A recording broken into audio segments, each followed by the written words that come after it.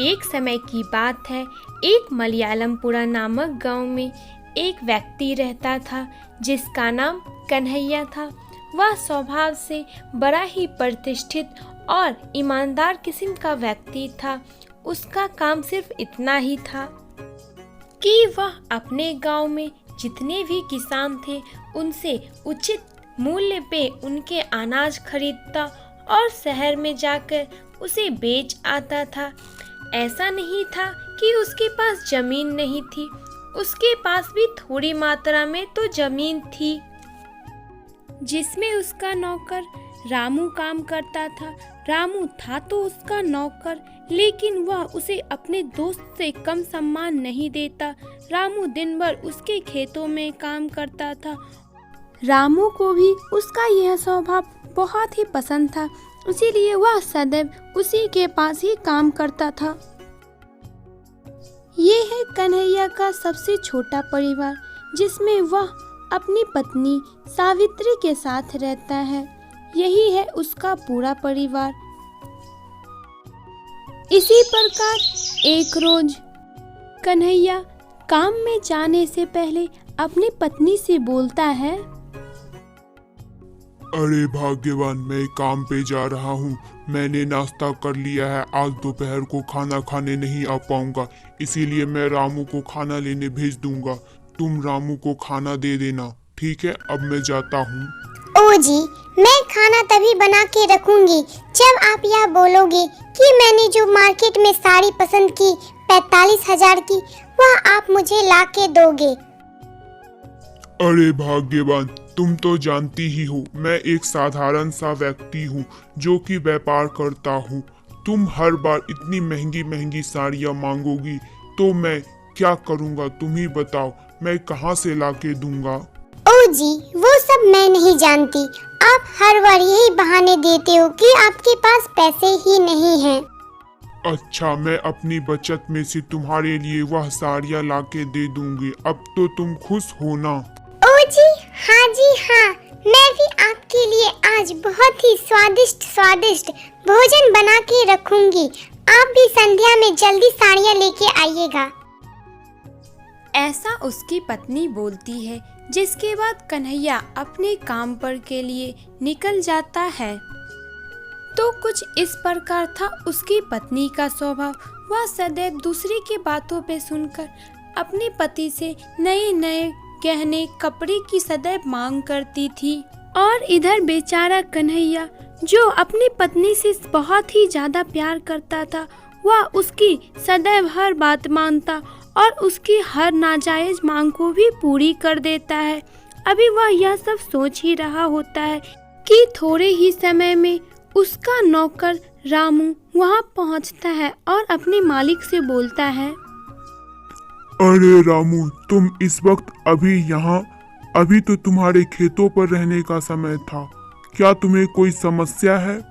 वैसे अच्छा ही है कि तुम यहाँ हो। मुझे तुमसे कोई बात भी करनी थी। अरे हाँ मालिक, मुझे आपसे एक काम था। वह साहूकार जी आए थे, बोले थे उनके घर पे दावत है, आपको निमंत्रण देने के लिए आए थे। ओ, तो ऐसी बात है। तुम आज रमेश के दुकान पे जाना और बोलना मेरी पत्नी द्वारा पसंद किया गया साड़ी ले लेना और फिर मुझे लाके दे देना। ओ, ऐसी बात है। वैसे मालिक, अगर और कोई भी काम हो तो मुझे जरूर बताइएगा। मैं खेतों पर जाता हूँ। आज खेतों पर काम करके यहाँ पर आ जाना, क्योंकि मुझे दावत की तैयारी के लिए घर जल्दी जाना होगा। ठीक है मालिक, जैसा आप कहें। मैं जल्द से जल्द काम निपटा करके यहाँ पर आ जाऊंगा। मैं जाता हूँ। जिसके बाद रामू खेतों पर काम करने के लिए निकल जाता है। और इधर कन्हैया की पत्नी भोजन तैयार कर रामू का इंतजार कर रही होती है अपने घर के बाहर। तभी वह देखती है कि उसकी पड़ोसन शीला वहां पर आ रही है। शीला उसके पास जाती है और उससे बोलती है,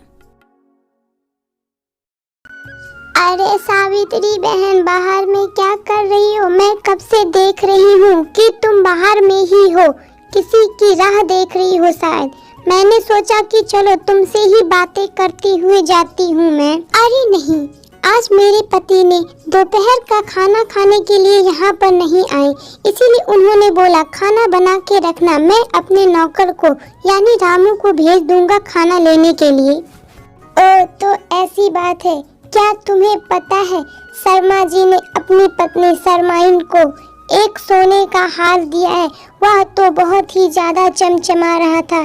शर्माइन की तो चाल ही जैसे अब बदल गई है। वैसे वह हार बहुत ही अच्छा था। अरे बस इतनी सी बात। उसके पति ने तो सिर्फ उसे सोने का हार ही दिलाया है, मगर मेरे पति ने तो मुझे हीरो का हार दिया है। अब की बार गांव में किसी भी प्रकार का विशेष उत्सव पे उसे मैं जरूर पहनूंगी, तुम भी देखना।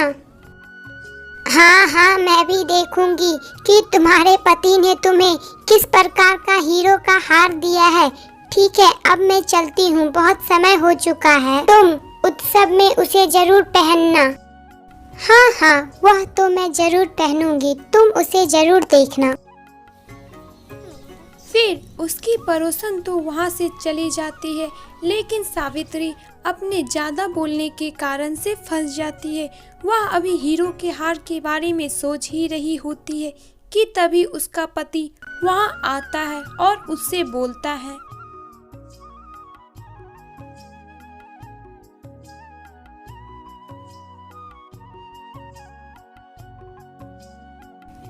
ओ जी, ये क्या? अभी तो रामू आने वाला था, लेकिन अभी आप आ गए।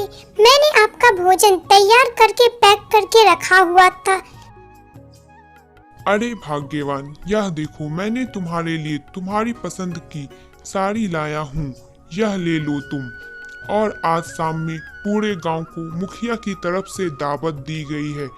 अब तुम यही साड़ी पहनकर दावत में चलना, तुम बहुत ही अच्छी लगोगी। और देखना, दावत में बस सब तुम्हें ही देखते रह जाएंगे। अरे यह क्या? मुखिया जी ने गांव के सभी लोगों को दावत में बुलाया है। मैं तो इस दावत में बिल्कुल भी नहीं जाऊंगी।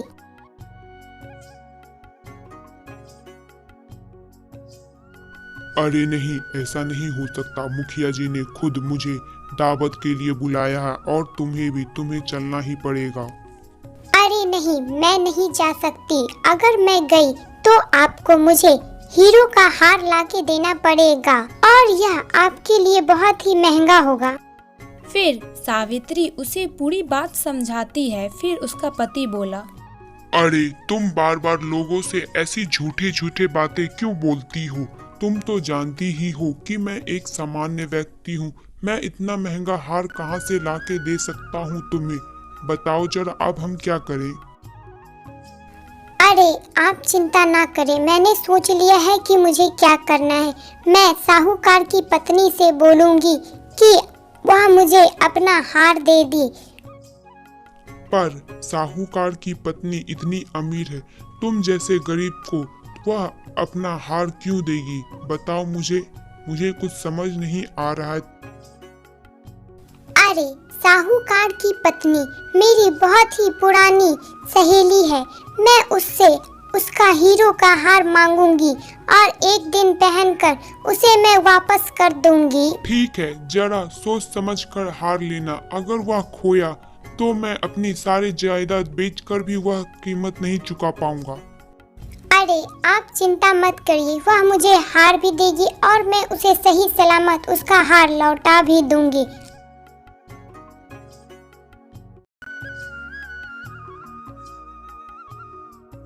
जिसके बाद सावित्री अपनी सहेली के घर उससे मदद मांगने के लिए जाती है और वहां पहुंचकर उससे बोलती है। उसकी सहेली बहुत ही अमीर थी, वह सर से पांव तक सोने से लदी हुई थी। तभी सावित्री वहां आती है और उससे बोलती है,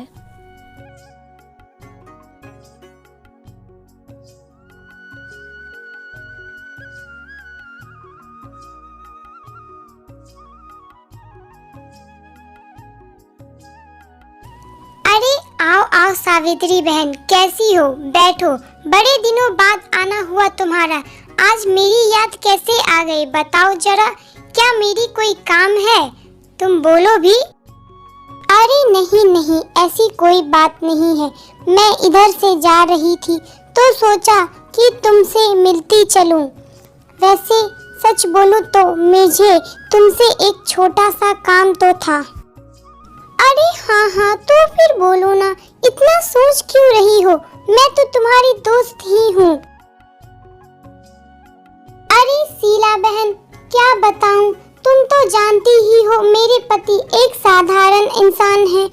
इसीलिए उन्होंने मुझे बोला था कि इस बार के बचत से वह मुझे हीरो का हार ला के देंगे, लेकिन वह नहीं लाए और मैंने गांव में सभी को बता दिया कि वह मुझे हीरो का हार देंगे। इसीलिए मुझे तुम्हारा हीरो का हार चाहिए, दे दो सिर्फ आज के लिए प्लीज। अरे सावित्री बहन, तुम तो जानती ही हो कि वह हीरो का हार कितना महंगा है। तुम मेरी दोस्त हो, इसीलिए मैं तुम्हें मना नहीं करूंगी, लेकिन आज पहनकर तुम कल पक्का लाकर ही दे दोगी। हाँ, ये तुम्हारी सहेली का वचन है तुमसे, मैं लाके दे दूंगी तुम्हें।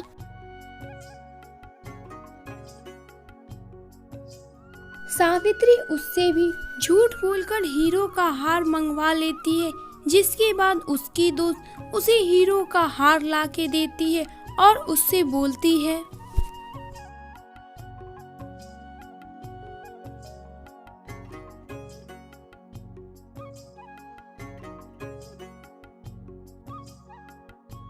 ये लो सावित्री बहन, लेकिन तुम कल सुबह जल्द से जल्द लाके दे ही दोगी। मुझे विश्वास है तुम पे, इसीलिए दे रही हूँ तुम्हें मैं ये हार। अरे हाँ, मैं तुम्हें कल पक्का लाके दे दूंगी, तुम चिंता मत करो।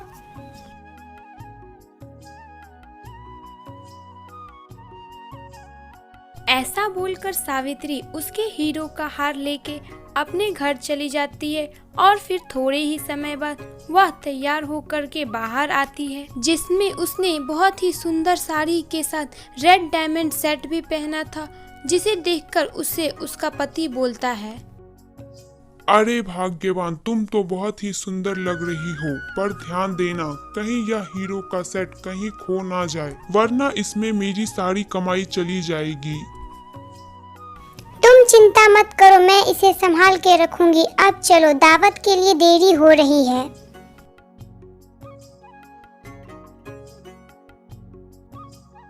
ऐसा बोलकर कन्हैया और सावित्री दोनों ही दावत के लिए चले जाते हैं, जहां पर जाकर के सावित्री अपने हीरो के सेट का बहुत ही ज़्यादा दिखावा करती है और लोगों से यही बोलती है कि यह हीरो का सेट उसका है।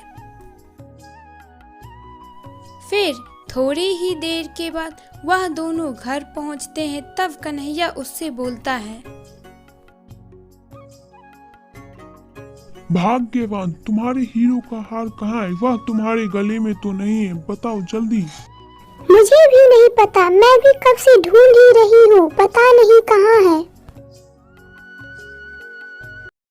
जिसके बाद वह दोनों पति पत्नी सभी जगह अपने हीरो का हार खोजते हैं, रास्ते पर, उस हॉल में, लेकिन कोई रास्ता नहीं मिलता। अंततः कन्हैया को अपना सब कुछ बेचना ही पड़ जाता है गांव के मुखिया के पास।